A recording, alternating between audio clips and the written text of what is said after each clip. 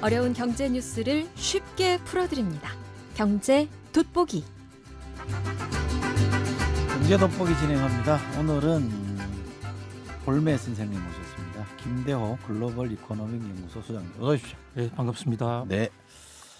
자, 한국 사회가 직면한 불확실성 중에 하나는 해결이 됐는데 네. 트럼프의 공세가 지금 이제 점점 거세지고 있잖아요. 그런데 우선 요거부터 제가 질문 드려볼게요. 네. 트럼프는 이른바 관세 폭탄을 터뜨렸는데 네. 터지기는 미국에서 먼저 터진 거 아니에요? 이거 파편이 걸로 가버린 거 아니에요? 미국도 심각합니다만은 그죠? 그러니까 관세라는 게요.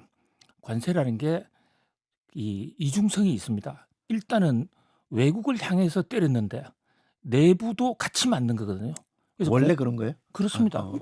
왜냐하면 관세를 때리게 되면 네. 외국산이 세금을 더 내야 되는데 외국 업체들이 더 내야 되는데 그게 미국에서 가격으로 바로 전가가 되기 때문에 미국 소비자들이 돈을 더 물어야 되는 물가가 오른다.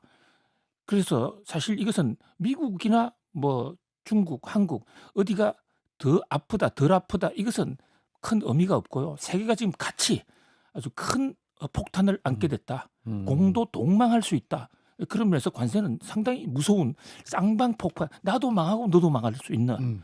이게 벌써 100년 전에 대공황, 1930년대 대공황이 사실은 그때 뭐 주가가 폭락하면서 대공황이 생겼다 이렇게 분석하는데 바로 관세 때문에 주가가 폭락했고 그로 인해서 잃어버린 30년 세계가 엄청나게 어려웠고 그게 2차 대전으로까지 연결됐습니다. 그런 지금 엄중한 아주 무시한 폭탄, 이것은 거의 핵폭탄 수준, 100년 만에 세계 경제에서는 가장 큰 충격이다 이렇게 볼 수 있습니다. 근데 트럼프는 그 해방의 날, 미국 해방의 날 이렇게 표현했었잖아요. 4월 2일인가 발효한 그렇습니다. 날을. 예. 근데 해방이 돼요? 자, 해방의 날이 될지 통곡의 날이 될지 네. 이것은 좀 길고 짧은 건 대봐야 압니다만 트럼프가 얘기하는 해방의 날이라는 것은 자, 미국 경제가 외국산 제품, 외국 수입품에 의해서 억눌려 왔다. 꼼짝을 못했다. 이를테면 자동차 같은 경우에 한국산 자동차가 들어오니까 또 싸고 품질이 더 좋게 들어오니까 미국에 있는 자동차 회사들이 다 죽어갔고 그로 인해서 미국 일자리가 급격하게 줄었으니까 이것은 사실상 경제적 식민 상태다. 이 식민 상태로부터의 해방. 그러니까 해방이 늘 추진했지만 같이 통곡해야 될 날이 올지도 모르겠지만 우리가 중요한 것은 왜 트럼프 대통령이 해방의 날이라는 것까지 표현을 했느냐. 그만큼 미국은 지금 나름대로는 상황이 심각하고 이번 관세 폭탄을 때리는 자세가 의연하고 의미심장하다. 그렇기 때문에 이것이 단순히 지나가는 일과성이 아니다. 세계 경제 지금 판을 바꾸고도 있는데 안타까운 것은 지금 전 세계에서 모두가 관세 폭탄에 대응을 아주 심각하게 대응을 하고 있는데 한국 언론의 보도를 보면 이 무풍지대 아니냐? 이렇게 외신들이 착각할 정도고요. 그런데 사실은 우리가 무역 의존도가 세계에서 가장 높은 나라예요. 그렇다면 관세 전쟁이 일어나면 지금 미국이 미국도 아프지만 한국은 미국의 2배, 3배로 터질 수가 있거든요. 여기에 대한 심각성을 좀 너무 과소평가하고 있다. 그런 면에서 좀 안타깝기도 합니다. 어젠가 제가 뉴스 보니까 이 문제 때문에 한덕수 권한대행 이 뭐 미국 방문할 수도 있다. 이런 얘기도 나오는데 그런 거는 좀 도움이 될까요? 방미한다고 될 문제였다면 벌써 해결이 됐겠죠. 그러니까 안 가는 것보다는 가서 얼굴이라도 보는 게 좀 나을 수도 있겠지만은 트럼프 대통령 근본적인 해결을 하기 위해는 아주 족탈불급이다. 예를 들면요. 우리 현대차가 그 정의선 회장이 미국 백악관에까지 가서 그 로즈가든 저도 특파원 한 시절에 아주 뭐 상당히 영광스럽게 갔던 자리인데 거기 가서 우리 31조 투자할게. 그러니까 트럼프 대통령이 현대차는 앞으로 관세 내지 마. 그래서 엄청나게 희망을 주는 듯 했는데 그 다다음 날 한국에 바로 이제 한국도 예외 없다. 때려버렸지 않습니까? 트럼프 대통령 얘기는 미국에 와서 투자하는 그래서 생산하는 그 자동차는 관세 안 매길게. 그건 원래 관세 안 매기는 거예요. 원래 그건 미국 생산 하나만 한 얘기잖아요. 그러니까요. 아, 내가 밥을 먹었으니까 부르다. 예. 이런 얘기하고 그렇죠. 똑같은 거야. 그러니까. 무슨 말이든 정의선 회장의 그 31조 투자는 아무런 효과가 없었다. 예. 그러니까 오히려 우리 카드만 하나 상실한 그런 면에서 아무런 대책 없이 한덕수 권한대행이 워싱턴 가면 비행기 값만 날아가지 않을까? 우리 외환보유고만 좀 줄지 않을까? 참 그 걱정이 됩니다. 상당히 싸늘한 평가를 해주셨습니다. 그만큼 상황이 엄중하다는 얘기. 그렇습니다. 예.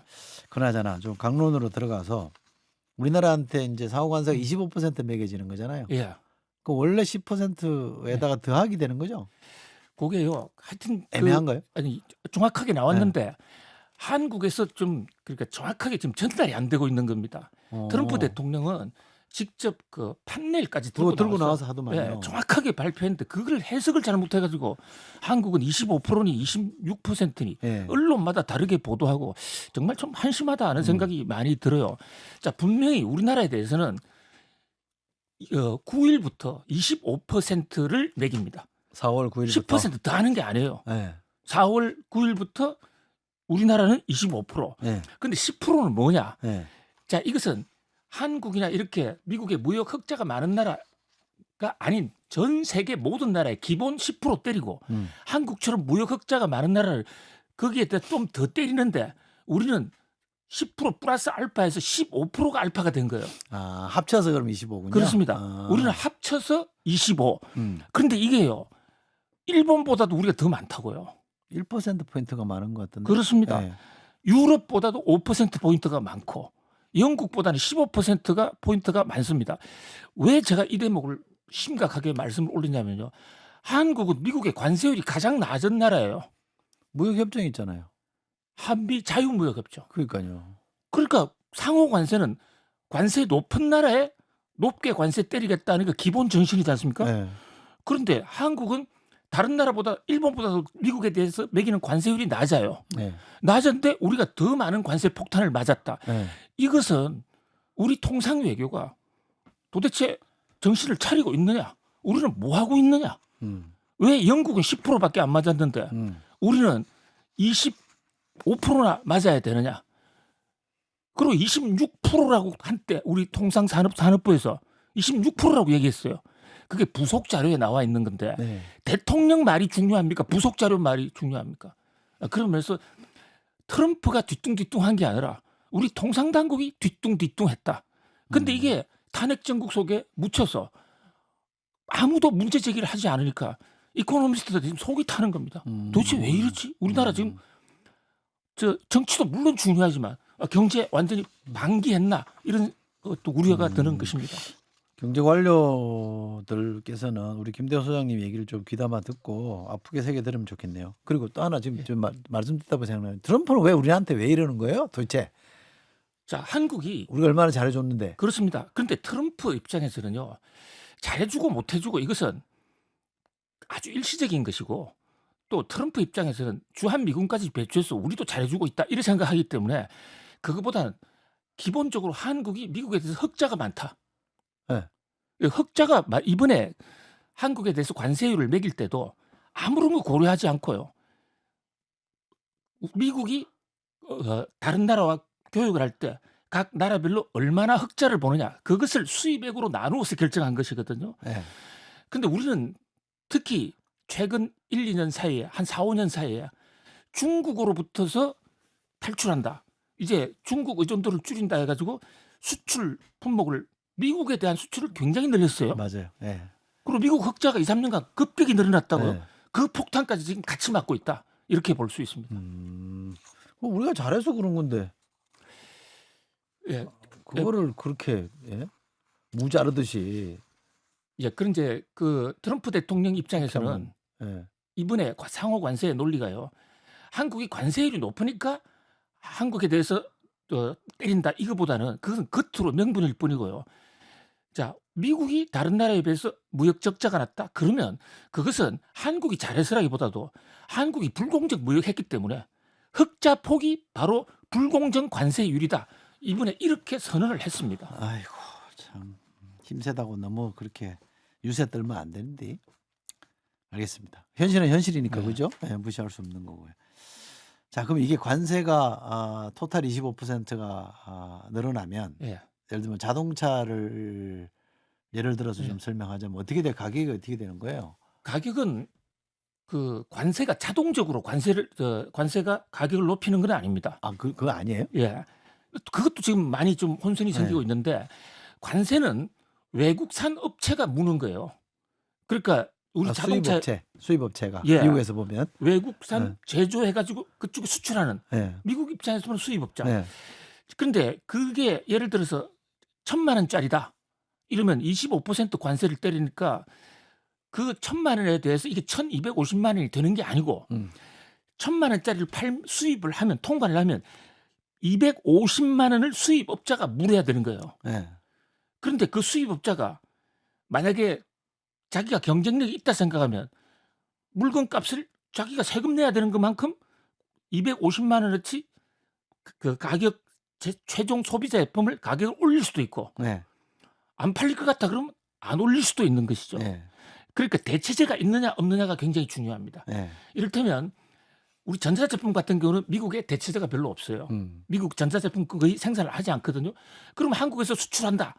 그러면 그 수입업자는 미국에 다른 생산업체가 없으니까 관세 25% 때린다? 그럼 250만 원, 1,000만 원짜리 250만 원만 올리는 게 아니라 500만 원도 올릴 수가 있어요. 그러니까 아주 물가 폭등이 올 수도 있고 자동차 같은 경우는 지금 현대차 고민이 많을 겁니다. 왜냐하면 그 비슷한 포드차나 제너럴 모터 차가 있거든요. 그쪽은 관세 폭탄 안 맞지 않습니까? 그러면 현대차나 제너럴 모터 차는 차값이 1,000만 원인데 한국차 관세율 때린다고 세금 맞아야 되니까 그만큼 가격을 더 올렸다? 이러면 우리 현대차 안 팔릴 수도 있거든요. 바로 트럼프 대통령이 이걸 노리는 겁니다. 외국산 들어오지 마. 그리고 미국산만 팔아.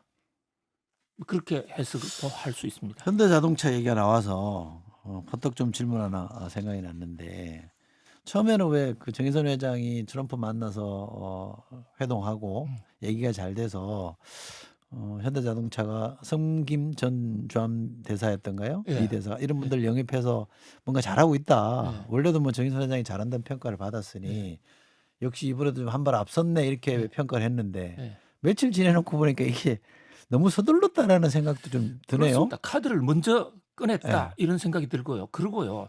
저 성킴이란 분 좀 존경하고 제가 워싱턴에서 여러 번 만났는데요.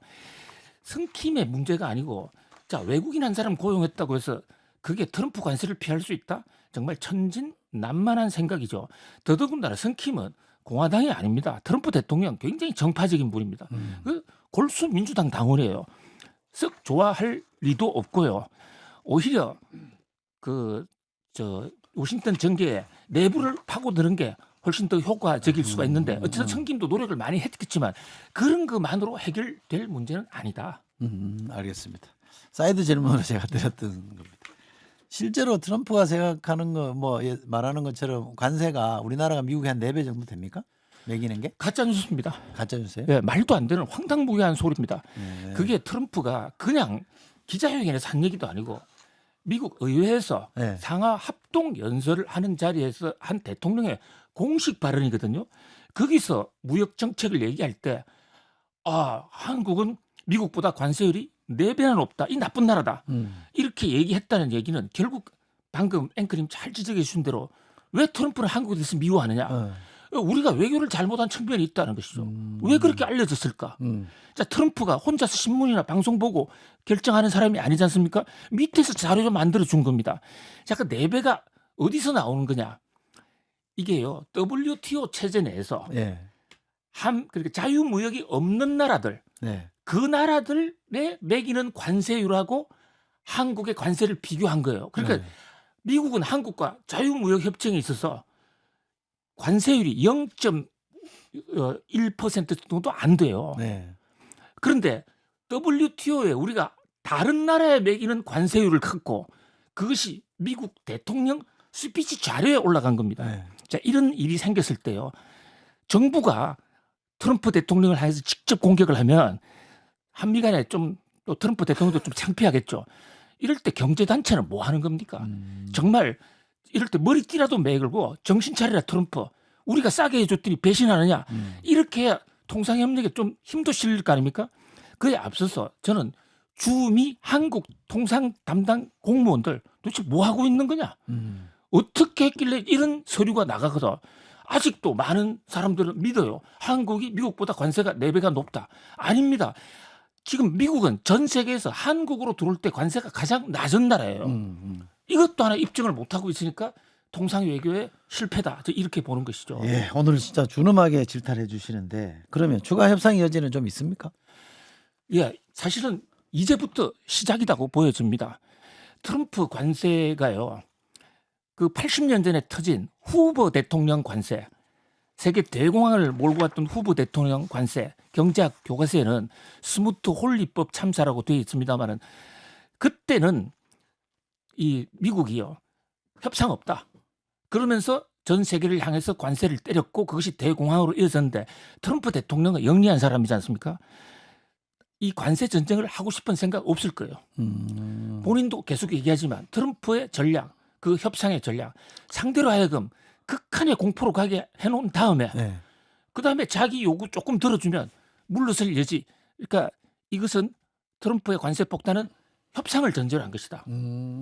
본인도 지금 얘기하고 있거든요. 지금부터 협상하자. 좀 보따 사들고 와라. 그렇습니다. 이런 거네. 그런데 먼저 가는 게 그 물론 뭐 각자의 사정에 따라 다른 거지만 이제부터 필요한데 바로 여기서 뭐가 필요하냐면 국가적 경제 리더십이 필요한 거예요. 줄 건 주고 받을 건 받고. 미국도 아픈 대목이 많거든요. 네. 예를 들면요. 방산 무기라든지 우리 조선, 미국과 중국이 지금 한판 붙을지도 모른다 해서 미국에서는 함정, 배를 만들어야 된다고 그러는데 미국에 지금 배가 중국보다 훨씬 적습니다. 네. 그 배를 만들어줄 수 있는 나라가 중국하고 한국뿐인데 중국하고 전쟁이 될지도 모르는데 중국한테 맡길 수 없지 않습니까? 네. 그런 법에서 한국 조선이라든지 한국의 무기, 우크라이나 전쟁 때도 우리의 무기가 얼마나 효력을 발했습니까? 이런 것을 턴키로 묶어서 자, 요거는 이렇게 해달라. 우리 요건 해줄게. 또 지금 미국의 알래스카에서 LNG, 북극 LNG를 그 대륙을 관통해서 빼내는 그 작업, 그것을 한국에 해달라고 그것을 트럼프 대통령이 미국 의회에서 한국 해주기로 했다고 얘기 나왔습니다. 그렇죠. 맞아요. 그런 걸 카드로 써야 된다는 거죠. 이게 네. 정치 경제 리더십이다. 근데 그냥 우리나라 장관이 가서 뭔가 해주겠다는 듯한 발언을 했기 때문에 대통령한테 한국 해주기로 했어. 그랬습니다. 트럼프 대통령이 한국은 자발적으로 해주기로 했다. 연설문에 그렇게 되어 있습니다. 알겠습니다. 환율은 또 왜 심상치 않습니까? 이렇게 정치 불안인데요. 사실 네. 거기다가 최상목 우리 그 대통령 권한 대행을 했다가 지금 부총리로 돌아간 분, 네. 저 참 존경하고 네. 서울대 그 파리학번 똥파리학번 그 유명한 그게 수석 졸업하신 분이에요. 네. 네. 그 원희룡 의원이 수석 입학을 했고 네. 뭐 참 성실하신 분들인데 네. 그런데 이번에 공직자 재산 공개하면서 국채를 미국 국채를 2억 원어치나 샀다. 그런데 그냥 보유하고 있는 게 아니라 지난번 국회 인사청문회에서 문제가 돼서 팔겠다 약속해놓고 팔고 또 샀단 말입니다. 자, 이 2억 원 샀다는 상징적인 문제가 아니고 환율은 바로 이게 미 국채는 환율과 연결이 되는데 우리나라 공직자가 환율 방어를 해야 되는데 하지 않고 우리나라 돈을 가지고 미국 달러를 바꿔서 그 돈으로 국채를 샀다. 이것은 국제사회에 엄청나게 잘못된 신호를 줄 수가 있어요. 한국의 외환 환율 총책임자가 자기도 환율 원화가치 하락에 배팅하고 있구나. 그럼 국제사회에서 한국 원화 상승에 배팅할 이유가 없죠. 한국의 대통령 권한대행도 팔고 있는데 그다음에 두 번째 문제는 대통령 권한대행이라는 분은 특히 기획부총리 재경부 장관 이분들은 모든 환율에 사고 팔고 정보를 다 갖고 있단 말입니다. 그런 분이 샀다 팔았다 이것은 내부자 거래 의혹도 있는 것입니다. 자, 이런 면에서 금융시장에서 좀 한탄을 하고 있는 것이죠. 이제 그밖에 환율이 이렇게 그 한국 정치가 뭐 최근 약 한 4개월 동안 어디로 갈지 모르는 엄청난 많은 혼란을 지금도 아직 완전히 혼란은 거둬지지 않았다고 보여집니다. 그런 게 따르면서 많은 외국인 자본들이 빠져나가는 환율은 외국인 자본들이 빠져나가면 즉각적으로 우리나라 돈 가치가 떨어지거든요. 이 와중에 또 상법 개정도 통과가 안 됐어요. 상법 음. 개정이 외국인 자본 들어오는데 굉장히 중요한 핵심 변수였거든요. 그런 면에서 오로지 대통령 탄핵에만 우리가 매몰하고 있다 보니까 중요한 경제 현안들을 좀 많이 놓치고 있다. 이렇게 보여집니다. 굉장히 아픈 지적을 해주셨는데 이제 60일 동안 대선 치러야 되니까 이때 또 선거 때문에 휩쓸려 가지 않을까 또 걱정스러운데 경제 당국이 바짝 긴장해서 우리 김대호 소장님의 충고를 무겁게 받아들이면 좋겠습니다. 자, 시간이 오늘 우리 볼만 선생님 얘기 듣다 보면 시간이 금방 가버립니다. 여기까지 하겠습니다. 글로벌 이코노믹 연구소 김대호 소장과 함께했습니다. 고맙습니다. 감사합니다.